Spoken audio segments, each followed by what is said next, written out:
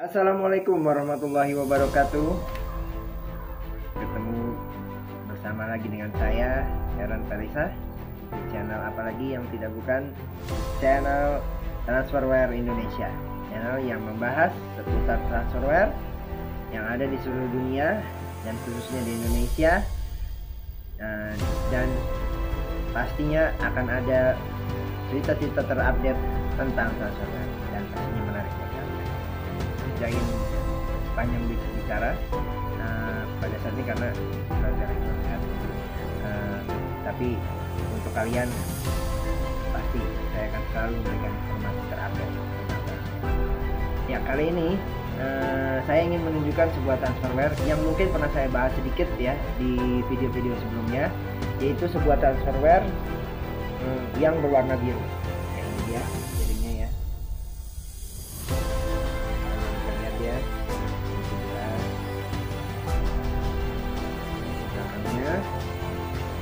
Ya, ini tulis Aurora, di atasnya ada tulisan Romawi ya, tulisan Romawi ya, tulisan sambung tapi bergaya Eropa, yaitu PR. Ya. Nah, di sini juga sedikit ada sebuah tulisan tapi yang dicetak dalam, mungkin tidak terlalu kelihatan ya. Nah, di sini ada tanda seperti X, terus di bawahnya ada tulisan ya. Oke. Saya ingin menjelaskan lebih detail lagi tentang piring ini. Apa keistimewaan piring ini dan bagaimana bisa di Indonesia. Oke, yang pertama, keistimewaan dari piring ini sudah pastinya dengan bentuk yang klasik seperti ini ya. Ini sangat langka, pastinya ya. Kalian pasti berpikir begitu ya. Pasti sangat langka. Apalagi kalau kita tahu pembuatnya dan tahun berapa ini dibuat, pastinya semakin lagi spesial ya, sudah pasti. Oke, coba dilihat lagi ya, dipandang lagi. Pernah nggak kalian di rumah atau dimanapun kalian berada, atau kalian sedang berkunjung ke rumah saudara atau kerabat lainnya, pernah nggak melihat piring seperti ini? Kalau pernah, boleh ya share di kolom komentar. Siapa tahu kita juga bisa membahasnya, dan siapa tahu ada juga yang tertarik dengan piring Anda itu tadi. Karena memang piring seperti ini sangat langka di Indonesia dengan model seperti ini ya. Model seperti ini. Nah, sudah pastinya kalau ada piring besarnya seperti ini, pastinya ada piring kecilnya. Dan juga mungkin ada juga pitchernya atau tekonya ya. Pitcher atau teko itu pasti ada. Karena itu biasanya satu set seperti ini. Cuman saya hanya menemukan piring besarnya saja. Seperti ini. Tadi saya bilang di awal video bahwa piring ini pastinya sangat istimewa. Apa keistimewaannya? Yang pertama tadi, bisa kita lihat dari tahun pembuatannya. Di tahun berapa dia dibuat? Apakah tua? Apakah juga masih new? Atau baru? Atau vintage? Di atas 100, belum sampai 100 tahun? Atau sudah lebih dari 100 tahun? Bahkan sudah sampai 200 tahun? Nah, itu yang pertama, hal yang paling teristimewa adalah tahun pembuatan. Yang kedua, siapa membuatnya? Apakah orang Indonesia? Apakah ini dibuat di Purwakarta, Pleret, yang tempat pembuatan gerabah keramik yang terkenal di Indonesia? Atau ini dibuat di Eropa? Di negara mana dia dibuat? Saya akan menjelaskannya di sini. Itu adalah keistimewaan yang kedua. Yang ketiga adalah bentuk dari piring ini dan juga pola yang ada di piring ini. Itu adalah hal ketiga yang membuat piring ini sangat istimewa dan sangat dicari oleh para kolektor di dunia. Mau tahu kelanjutan dari keistimewaan piring yang sedang saya pegang ini? Saksikan terus video saya kali ini ya. Saya juga tidak pernah lupa mengingatkan kepada kalian, apabila menonton video saya, jangan pernah di skip. Jangan lupa juga untuk berkomentar ya di kolom komentar. Apalagi jangan lupa untuk Anda subscribe ya channel Transferware Indonesia ini. Dan bagi para hobi dan para peminat transferware, pastinya Anda harus subscribe channel Transferware Indonesia ini. Terus yang keempat, jangan lupa juga untuk like ya. Karena bila video saya di like terus, maka channel ini akan terus hidup dan akan terus membagikan seluruh informasi yang pernah saya punya kepada kalian semua. Ya, dan jangan lupa menyalakan lonceng biar Anda selalu diingatkan tentang informasi-informasi menarik terbaru dari saya. Oke, sekian dulu dari saya untuk pembukaan. Selanjutnya saksikan video ini sampai habis. Check it out.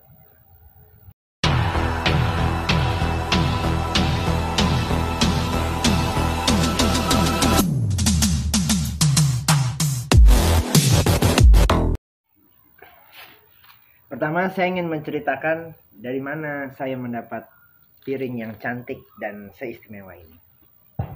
Waktu itu, saya sedang mengunjungi rumah dari eyang saya ya, di salah satu jalan di Jakarta, di daerah Kota Baru Cideng. Ya, Kota Baru Cideng, tepatnya di belakang pertokoan Roxy Mas atau Mall Roxy, ITC Roxy. Nah, dulu di situ adalah komplek di mana seluruh pejabat dan menteri-menteri pemerintahan di era Soekarno tinggal atau sebagai rumah dinas pejabat dan pemerintahan di era Soekarno. Itu tinggalnya dahulu tuh bukan di dekatnya Komdak ya, Komdak Semanggi. Kalau sekarang kan dia di Komdak Semanggi ya, untuk komplek dari para menteri itu. Nah, dulu tuh lokasinya ada di belakang ITC Roxy, yaitu tempatnya di rumah eyang saya di Kota Baru nomor 13. Sekarang rumahnya udah nggak ada. Ya, waktu itu saya pada saat pernah berkunjung ke sana, saya sempat menyambangi salah satu tetangga sebelah rumah saya, rumah eyang saya. Nah, pada saat saya main di sana, saya tertarik melihat sebuah piring berwarna biru. Di kala itu saya belum tahu apakah ini piring transferware atau hanya piring keramik biasa. Tetapi saya tertarik dengan bentuknya. Karena bentuknya yang sangat unik ya. Ada pegangannya, terus ada lekukan-lekukannya ya di sudut-sudutnya. Jadi jarang lah saya melihat piring secantik ini ada di Indonesia. Tetapi sangat disayangkan piring ini ditaruh di salah satu sudut rumah yang bukan untuk menunjukkan keistimewaan piring ini. Ya, jadi saya sangat terkesima ya waktu itu dengan piring ini dan merasa kasihan dengan piring ini. Nah, akhirnya saya bertanya kepada si pemilik, yaitu salah satu teman dari bapak saya. Om, itu piringnya cantik banget. Dari mana? Gitu, ceritanya ya. Nah, terus beliau menjelaskan, dulu itu peninggalan orang tuanya. Nah, kebetulan orang tuanya itu adalah atase militer di saat zaman Belanda. Nah, dia menjelaskan bahwa kelihatannya orang tuanya itu bukan dapat dari Indonesia, tapi dari Belanda. Nah, semakin menariklah saya dengan piring ini. Akhirnya saya tanya, Om, kenapa nggak dipajang? Aduh, saya udah banyak perabotan. Memang kebetulan di saat itu perabotannya sudah banyak sekali. Dan ini akhirnya jadi terkucilkan ya barang ini. Nah, akhirnya saya tanya, wah, karena saya sudah dekat ya dengan beliau, saya bertanya, apakah boleh saya minta atau saya beli gitu. Akhirnya dia bilang bawa aja. Ya udah, akhirnya saya bawa dan ini hadiah dari beliau salah satunya, dan beliau sudah jadi almarhum ya. Ini kenang-kenangan lah dari beliau, makanya saya simpan dengan sangat dan saya jaga piring ini ya. Itu sekilas cerita tentang bagaimana saya memiliki piring ini. Oh iya, ada satu lagi yang menarik. Teman dari ayah saya itu mengatakan bahwa dia menganggap piring ini adalah piring Cina. Nah, itulah hal yang akhirnya saya gali. Apakah benar ini piring Cina atau bukan piring Cina? Nah, itu yang akhirnya semakin menarik lah hati saya untuk mengungkap apa yang sebenarnya ada di piring ini. Akhirnya usut menyusut dan hari semakin hari ya, tahun berganti tahun, akhirnya saya tahulah apa yang sebenarnya ada di piring ini. Ya, saya lanjutin. Kalau kata bahasa peneliti ya, yang kerennya itu setelah melakukan riset ya. Setelah melakukan penelitian maksudnya, yang saya lakukan saat itu ya, dari mulai saya menggali informasi yang ada di internet ya, dari website dan juga dari komunitas di Facebook ya, mulai dari dalam negeri maupun luar negeri, dan sampai hingga ke website museum, akhirnya saya menemukan jati diri dari piring ini. Dan jati diri piring inilah yang mengagetkan saya. Wah, sangat menarik sekali ya. Jati diri dari hanya sebuah piring ya. Dan ternyata sebuah piring itu sangat bersejarah.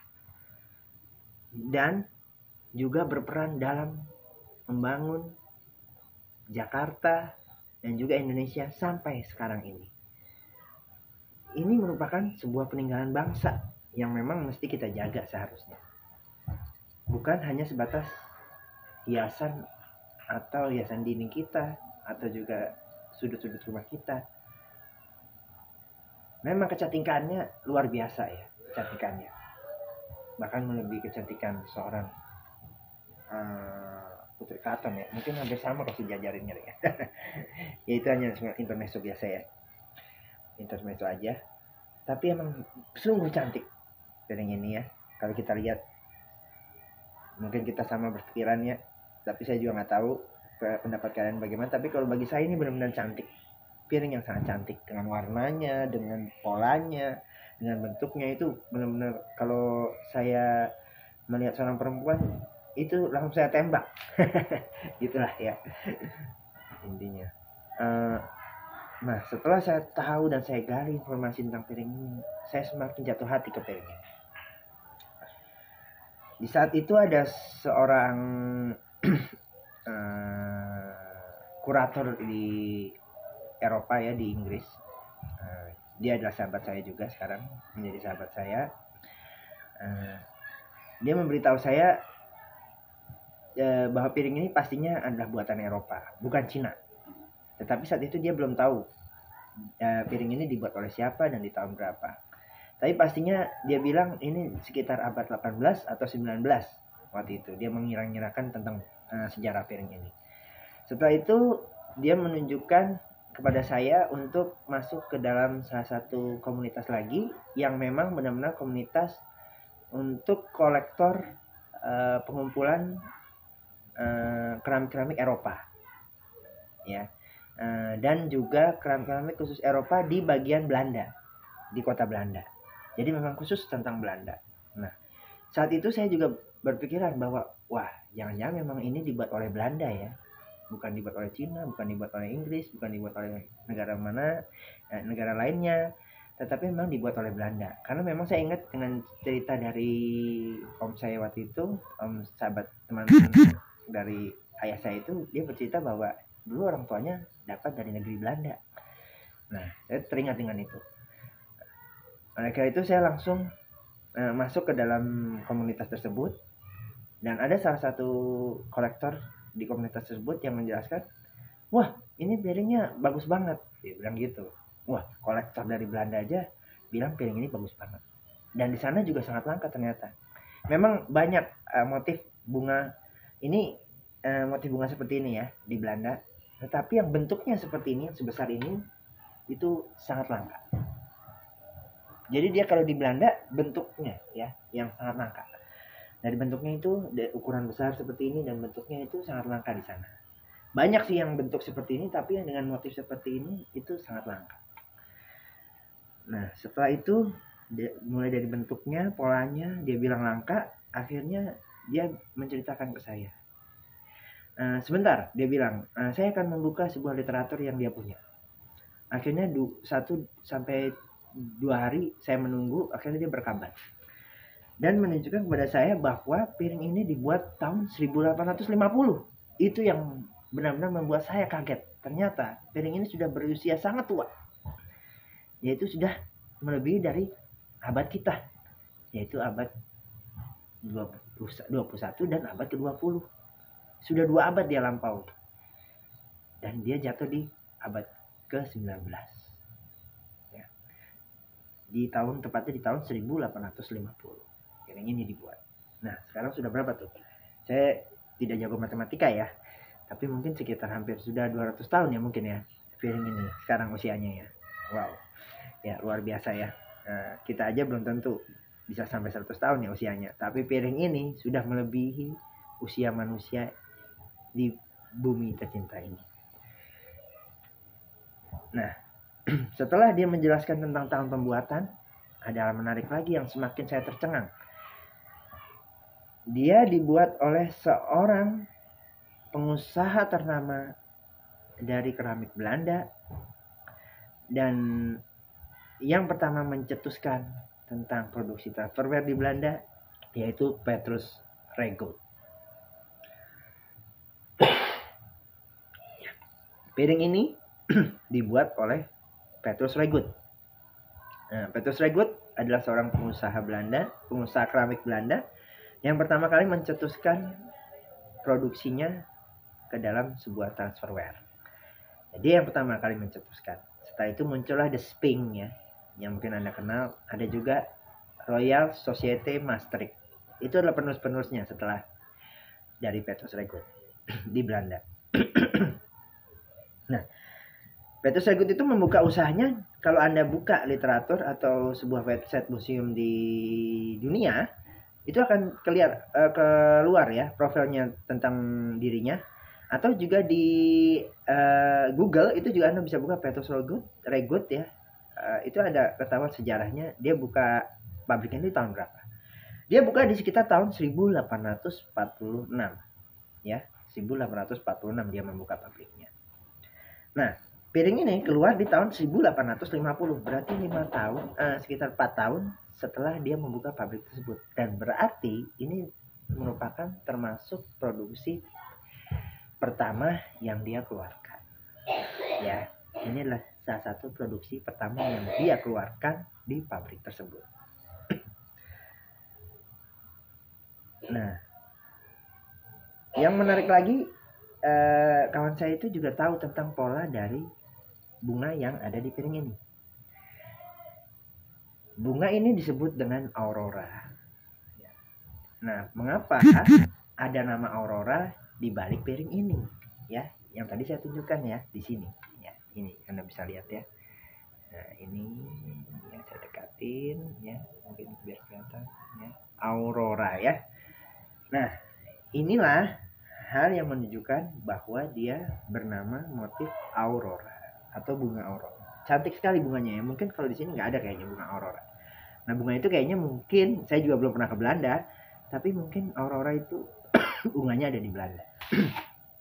Makanya piring ini diberikan motif bunga tersebut. Ya.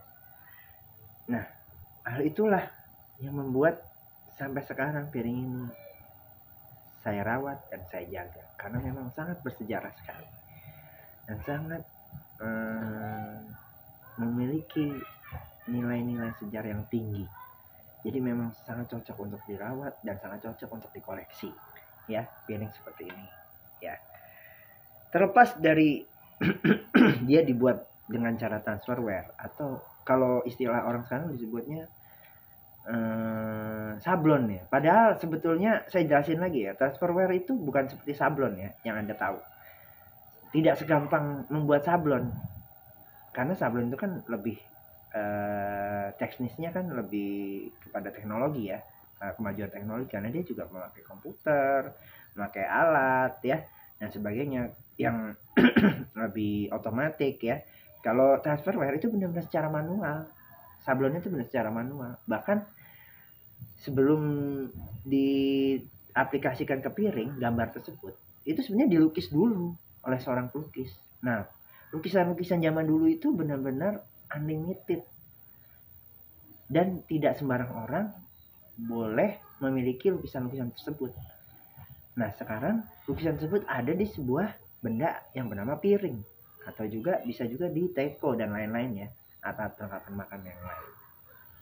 Itu yang membuat ini sangat menarik. Jadi kita tidak juga bisa merendahkan sebuah produksi transferware karena memang sangat sulit pembuatannya. Kalau Anda tahu ya, mungkin Anda bisa buka video-video lain yang berbahasa Eropa. Di situ dijelaskan bagaimana cara pembuatan transferware di saat itu.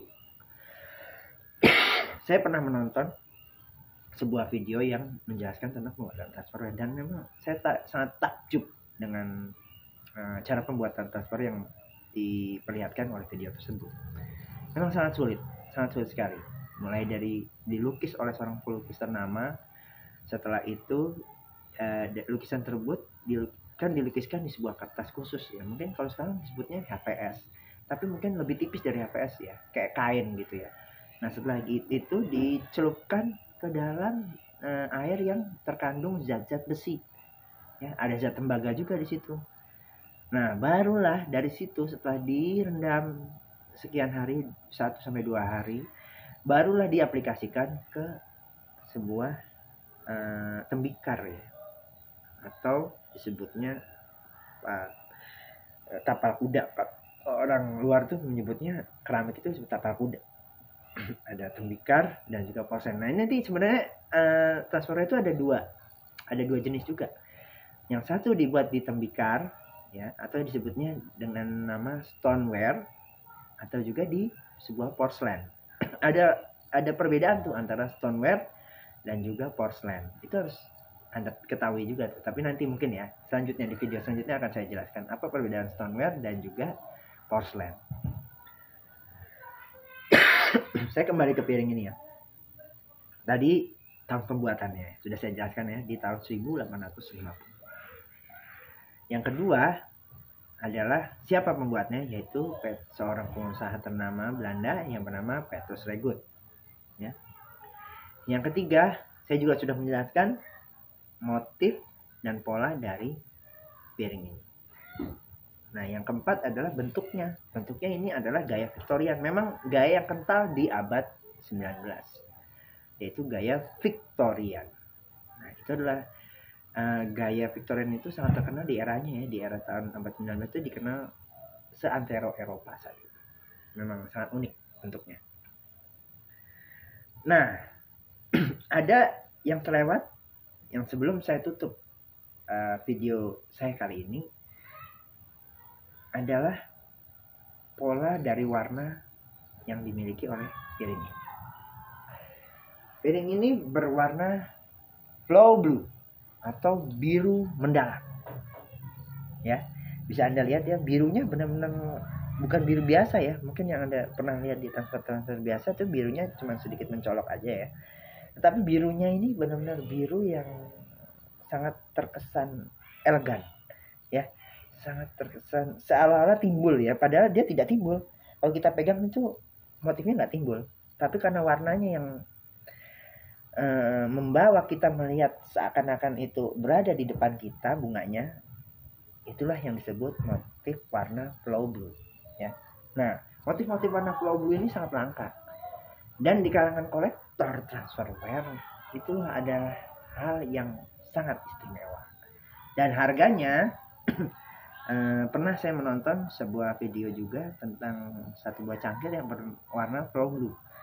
Dia laku di sekitar $120, yaitu sekitar berapa berarti? Kalau coba Anda bisa cek ya, $120 itu untuk kalau dirupiahkan berapa kalau di Indonesia? Kalau nggak salah itu sekitar 1 juta atau 2 jutaan ya, kurang lebih sekitar segitu. Itu untuk ukuran yang terkecil. Nah, kalau penjelasan dari salah satu komunitas transferware di Eropa ya, yaitu transferware